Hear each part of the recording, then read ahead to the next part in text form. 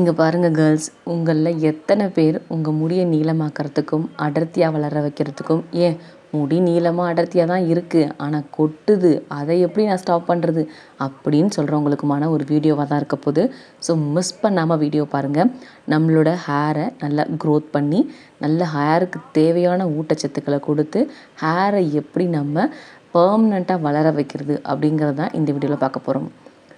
இன்றைக்கி நான் உங்களுக்கு பார்த்திங்கன்னா 2 விதமான ஹோம் ரெமடிஸ் ட்ரை பண்ணி காமிச்சிருக்கேன். ஸோ 2யுமே மிஸ் பண்ணாமல் நீங்கள் ட்ரை பண்ணி பாருங்கள். இந்த ஹோம் ரெமடி பண்ணுறதுக்கு முக்கியமான முதல் பொருளாக நான் எடுத்துக்கிறது முருங்கைக்கீரை தான். முருங்கைக்கீரை பார்த்திங்கன்னா நம்ம உடம்புக்கு எந்த அளவுக்கு நல்ல சத்துக்களை கொடுக்குதோ அதே அளவுக்கு நம்ம ஹேருக்கும் பார்த்திங்கன்னா தேவையான சத்துக்களை கொடுக்குது. ஸோ ஹேருக்கும் நம்ம முருங்கைக்கீரையை பயன்படுத்தலாம். ஹேருக்கு யூஸ் பண்ணும்போது நிறைய பெனிஃபிட்ஸ் இருக்குது. முடியோட வேர்க்கால்கள் உடஞ்சி வரும் பார்த்திங்களா, அதை தடுக்கிறதுக்கும் முடியை நீளமாக அடர்த்தியாக வளர வைக்கிறதுக்கும் தான் இந்த முருங்கைக்கீரையை சேர்க்குறோம். இப்போது நம்ம என்னென்ன பொருட்கள் தேவை அப்படின்னு சொல்லி பார்க்கலாம். ஒரு பவுலில் பார்த்திங்கன்னா சும்மா ஒரு 2 கை அளவுக்கு முருங்கைக்கீரை இலைகள் சேர்த்துருக்கேன். காம்போடையும் தான் இருக்குது, காம்பு இருந்தாலும் பரவாயில்ல சேர்த்துக்கலாம். ரெண்டாவதாக பார்த்திங்கன்னா ரோஸ்மெரி லீஃப் சொல்லுவோம் இல்லையா, அது பார்த்திங்கன்னா எடுத்திருக்கேன். இந்த ரோஸ்மெரி லீஃப் இப்போ கடைகளில் ஈஸியாக நமக்கு கிடைக்கிது. சூப்பர் மார்க்கெட்டில் பக்கத்தில் இருக்கக்கூடிய மளிகை கடைகளில் கேட்டால் கூட கிடைக்கிது. ஸோ அது பார்த்திங்கன்னா ஒரு 2 ஸ்பூன் இருக்கிற மாதிரி நான் எடுத்து அந்த பாத்திரத்தில் சேர்த்துருக்கேன். அடுத்ததாக வெந்தயம் ட்ராண்ட்ரஃபை போக்குறதுக்கு நிறையவே ஹெல்ப் பண்ணும். அது மட்டும் இல்லாமல் முடிக்கு ஒரு மினுமினுப்பு தன்மையை கொடுக்கறதுக்கும் இந்த வெந்தயம் ஹெல்ப் பண்ணும். ஹேர் க்ரோத்தையும் இன்க்ரீஸ் பண்ணும். வெந்தயம் பார்த்திங்கன்னா ஒரு 2 ஸ்பூன் எடுத்திருக்கேன். அதே மாதிரி 2 ஸ்பூன் அளவுக்கு கடுகு இருக்குது இல்லையா, அதை எடுத்திருக்கேன். கடுகு நம்ம ஹேருக்கு ரொம்ப ரொம்ப ரொம்ப சத்துள்ள ஒரு பொருளுங்க. கடுகெல்லாம் போய் ஹேருக்கு யூஸ் பண்ணலாமா அப்படின்னு சொல்லிட்டு ஒரு மாதிரி சர்க்காஸ்டிக்காலாம் யோசிக்காதீங்க, பேசவும் செய்யாதீங்க. அவ்வளோ பெனிஃபிட்ஸ் இருக்குது கடுகில். நம்ம ஹேருக்கு தேவையான சத்துக்களில் பாதியை பார்த்திங்கன்னா இந்த கடுகு கொடுக்கும். சில பேர் ஹேருக்கே கடுகு எண்ணெயை தான் யூஸ் பண்ணிகிட்ருக்கீங்கன்னு எனக்கு தெரியும். நானே சொல்லியிருக்கேன் கடுகு எண்ணெய் யூஸ் பண்ணுங்கள், நல்ல ஹேர் க்ரோத் இருக்கும் அப்படின்னு சொல்லிட்டு. ஸோ கடுகும் பார்த்திங்கன்னா நான் இதில் ஆட் பண்ணியிருக்கேன். நான் எடுத்துக்கிட்ட பொருட்கள் என்னென்ன, ஃபர்ஸ்ட் பார்த்திங்கன்னா முருங்கைக்கீரை, அப்புறம் ரோஸ்மெரி லீஃப் 2 ஸ்பூனு, அப்புறம் வெந்தயம் 2 ஸ்பூனு, கடுகு 2 ஸ்பூன், மொத்தம் 4 பொருள் தான் எடுத்திருக்கேன். அது ஒரு மிக்ஸி ஜாரில் சேர்த்து இந்த மாதிரி நல்லா நம்மளால் எந்த அளவுக்கு பொடி பண்ண முடியுமோ அந்த அளவுக்கு பொடி பண்ணிக்கலாம். இதை தனியாக ஒரு பவுலில் 2 ஸ்பூன் அளவுக்கு சேர்த்துக்கோங்க, நம்ம பொடி பண்ணி வச்சுருக்க பொடியை. இப்போ இது கூட 1.5 டம்ளர் அளவுக்கு தண்ணி ஆட் பண்ணிக்கோங்க. நான் வெறும் குடிக்கிற பச்சை தண்ணி இருக்கு இல்லையா, அதுதான் சேர்க்குறேன். அதுக்கு பதிலாக சாதம் வடித்த கஞ்சி தண்ணி, அரிசி கழுவுன தண்ணி, இந்த மாதிரி ஏதாவது ஒன்று நீங்கள் இதில் ஆட் பண்ணுறதுனாலும் பண்ணிக்கலாம். இந்த பவுடரை சேர்த்துட்டு தண்ணியும் சேர்த்துட்டு நல்லா மிக்ஸ் பண்ணி கொடுத்துக்கோங்க. இப்போது நம்ம இதை கொதிக்க வைக்க போகிறோம். அடுப்பை ஆன் பண்ணிவிட்டு இதை மீடியம் ஃப்ளேமில் வச்சு கொதிக்கிற ஸ்டேஜ் வர வரைக்கும் வச்சுருங்க. கொதிக்க ஆரம்பித்ததுக்கப்புறமா லோ ஃப்ளேமில் வச்சு ஒரு 10 to 15 மினிட்ஸ் நல்லா கொதிக்க வச்சு இறக்கணும். நம்ம 1.5 டம்ளர் தண்ணி சேர்த்தோம் இல்லையா, அது நமக்கு ஒரு 3/4 டம்ளர் 1 டம்ளர் தண்ணியாக கிடைக்கிற அளவுக்கு வரணும். அந்த அளவுக்கு நல்லா கொதிக்க வச்சுக்கோங்க. இந்த மாதிரி கொதிக்கும்போது அந்த பொருட்களில் உள்ள சத்துக்கள் எல்லாம் பார்த்திங்கன்னா நீரில் இறங்கும். அந்த நீரை நம்ம ஹேருக்கு பயன்படுத்தும் போது ஹேருக்குள்ளே போய் அதோட சத்துக்கள்லாம் உள்ளே போயிட்டு அந்த வேர்க்கால்கள் வழியாக நல்ல க்ரோத் பார்த்திங்கன்னா இருக்கும். அந்தந்த சத்துக்கள் குறைபாடாக இருந்தது அப்படின்னா அது எல்லாத்தையும் முடி கவர் பண்ணி இழுத்துக்கிட்டு நமக்கு புதுசாகவும் முடி வளரும், நல்லா அடர்த்தியாகவும் இருக்கும், நல்லா திக்காகவும் கருகருன்னு வளர்கிறதுக்கும் நிறையவே ஹெல்ப் பண்ணும். இப்போ பாருங்கள், தண்ணியோட அளவு கொதித்து குறைஞ்சிருச்சு. இந்த சமயத்தில் ஸ்டவ்வை ஆஃப் பண்ணிவிட்டு கொஞ்சம் ஆறுனதுக்கப்புறமா நான் இதை வடிகட்டிக்க போகிறேன்.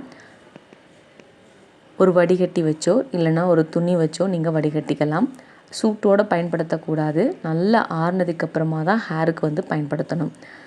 வடிகட்டிட்டு நீங்கள் தனியாக ஒரு பவுலில் எடுத்து கலெக்ட் பண்ணி வச்சுக்கோங்க. இந்த தண்ணியை ஸ்டோர் பண்ணி வைக்கலாமான்னு சொல்லிட்டு சில பேர் கேட்பீங்க இல்லையா, ஸ்டோர் பண்ணிக்கலாம், ஒன்றும் பிரச்சனை இல்லை. ஒன்ஸ் நீங்கள் ரெடி பண்ணிவிட்டு ஒரு 3 டேஸ் வரைக்கும் வச்சு யூஸ் பண்ணிக்கலாம். ஏன்னா பெருசாக இதில் ஸ்மெல் வர மாதிரியான எந்த பொருட்களும் சேர்க்கலை. நான் பச்சை தண்ணி சேர்த்து பண்ணுறனால நீங்கள் ஸ்டோர் பண்ணி வச்சுக்கலான்னு சொல்கிறேன். இதே நீங்கள் அரிசி கழுவுன தண்ணி இல்லை அப்படின்னா சாதம் வடித்த கஞ்சி தண்ணிலாம் பயன்படுத்துகிறீங்க அப்படின்னா நீங்கள் ஒரு 1 or 2 டேஸ் மட்டும் ஸ்டோர் பண்ணி யூஸ் பண்ணிக்கலாம். அதுக்கு மேலே போனீங்கன்னா ஒரு மாதிரி ஸ்மெல் வர ஆரம்பிச்சிடும். ஹேர்லேயும் பயன்படுத்த முடியாது. ஹேருக்கு அப்படியே யூஸ் பண்ணாலும் ஒரு மாதிரி ஸ்மெல் அடிச்சுக்கிட்டே இருக்க மாதிரி ஃபீலாக இருக்கும். ஸோ நீங்கள் பச்சை தண்ணி ரெடி பண்ணுறீங்க அப்படின்னா ஒரு 3 டேஸ் வச்சு யூஸ் பண்ணிக்கலாம். ரைஸ் வாட்டராக அந்த மாதிரி யூஸ் பண்ணுறீங்க அப்படின்னா 1 or 2 டேஸ் மட்டும் யூஸ் பண்ணிக்கோங்க. இப்போ இந்த தண்ணியை எப்படி யூஸ் பண்ணணும்? இதை வந்து பார்த்திங்க அப்படின்னா ஹேர் பாட்டில், ஸ்ப்ரே பாட்டில் இருக்கு இல்லையா, அந்த பாட்டிலில் ஊற்றி வச்சுட்டு ஹேருக்கு நல்லா ஸ்ப்ரே பண்ணி விடுங்க.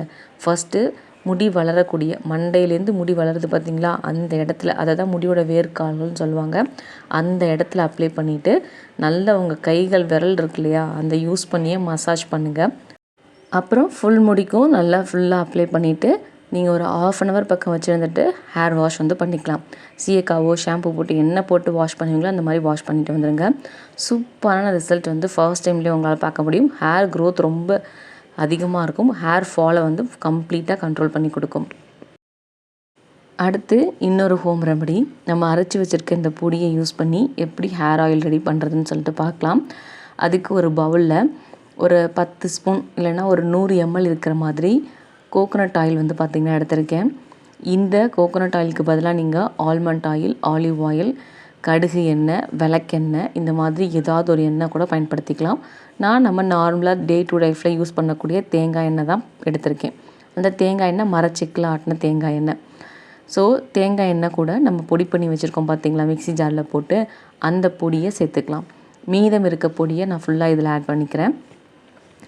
இப்போ ஒரு 100 கிராம் எடுக்கிறீங்க அப்படின்னா ஒரு 2 ஸ்பூன் அளவுக்கு இந்த பொடி சேர்த்திங்கன்னா சரியாக இருக்கும்.